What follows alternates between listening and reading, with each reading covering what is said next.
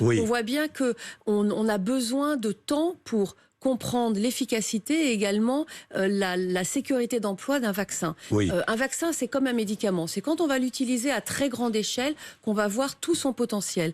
Et on voit qu'avec les vaccins ARN messagers, ceux qu'on utilise le plus en France, Oui. on a une protection très importante. Et d'ailleurs, on voit que c'est la raison pour laquelle on est en train de sortir de l'épidémie. On va en parler. Effectivement, avec le vaccin Janssen, les quelques mois que l'on a eu sur son utilisation nous ont montré que la protection initiale est très bonne. En revanche, elle disparaît plus rapidement dans le temps, d'où l'importance de faire une deuxième dose avec un autre vaccin. Est-ce qu'on aura bientôt d'autres vaccins ARN messagers que Pfizer ou Moderna? Oui, alors il y a un vaccin d'un autre laboratoire français qui est en développement et on espère l'avoir pour 2020. On attend là aussi les résultats des essais. 2022, pardon. Oui, 2022. Sinon, bon.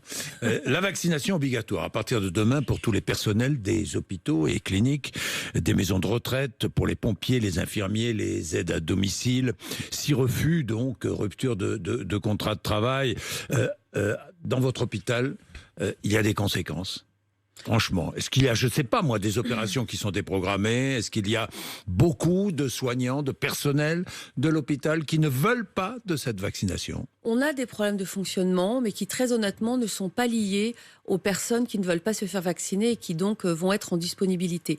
On a des problèmes de fonctionnement parce qu'on a des personnels qui sont en burn-out après 1 an et demi d'implication majeure dans la crise sanitaire. On a des personnels qui se sont blessés, donc qui sont arrêtés.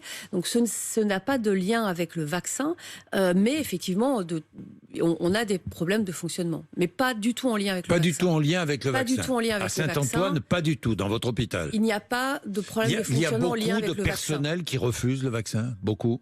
Alors, je pense qu'un peu comme dans la société dans son ensemble, on a des membres du personnel qui ont 10%, refusé. 15%. Oui, non, probablement plus aux alentours de 5%, 5 à 10%.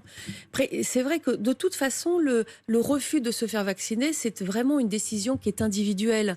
C'est vrai qu'on a du mal à le comprendre quand on est soignant. Quand on est soignant, on est plutôt à jouer le collectif. C'est vraiment un métier où le collectif est très important. Vraiment, les personnes qui ne souhaitent pas se faire vacciner, qui sont des soignants, c'est vraiment une décision qui est purement individuelle et qui d'ailleurs est difficile à appréhender. Oui,